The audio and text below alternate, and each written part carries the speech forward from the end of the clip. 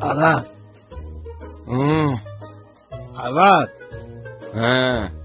Yukarıdaki yıldızlar görüyor musun? Medan erkek gol yatayan. Sereday da yukarı. Görüyor musun şu yıldızları? Hava görüyen ot, görüyen. Bağraladan gilladmayın ne?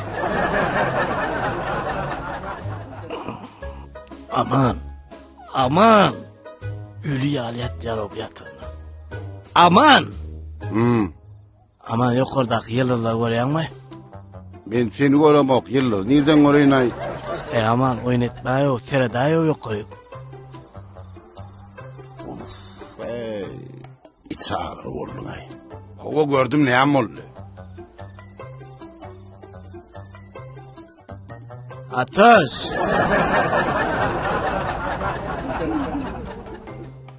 Atam. Atam. Merdan. İzar etmeydi dost. Doğruyun ait yıldızlar oraya dost var. Men şun toyňalada sölen gün görmedim.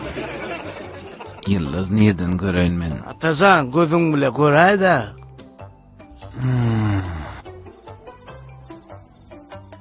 Görýän.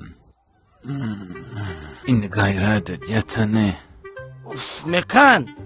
Ha. Mekan. Ha. Seni mi oraya mı?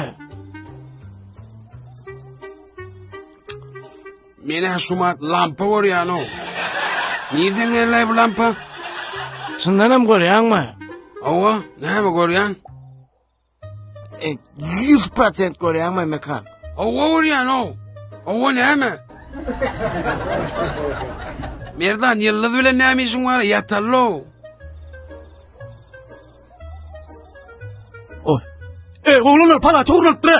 Vallahi boğurlaptırlar o. Ne etken Uf. Merdan, ne? Zahrami arla o. Aydın ha o. Oğlunlar seni Ne şey etken ha oğlunlar. Yigitler, bir de sen tozurmacaklar teki otuyordu. Parayı götür ustaydı. Palata ne ala ukuyul söktü lan. Ukuyna inrettin de yigitler. Ne var düş görpet yerinden şu an. Ne var düş. Palata hiç la yigitler esası pullorm yerinde. Eyvah. Romancan bir yerine yatarsa yiyor. Hay.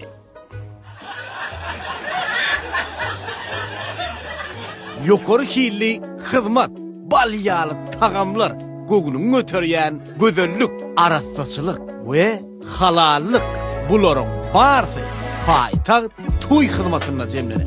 Yukarı hilliligine karamazdan bahalarının el yeterli olmağı paytağıt toy hizmetine öz oluşlu ayrı tiyinliklerinin biridir. Eğer de siz gögüne cay toy toylamak isteseniz, özünüzü, öz toyunuzda mihmaniyalık duymak isteseniz, aladalarınıza azaldıp toyun hüzürünü görmek isteseniz, onu paytaht toy hizmetine yüz tutun.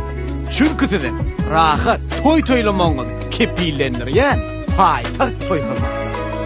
Paytaht toy hizmetler merkezin kamil hizmeti.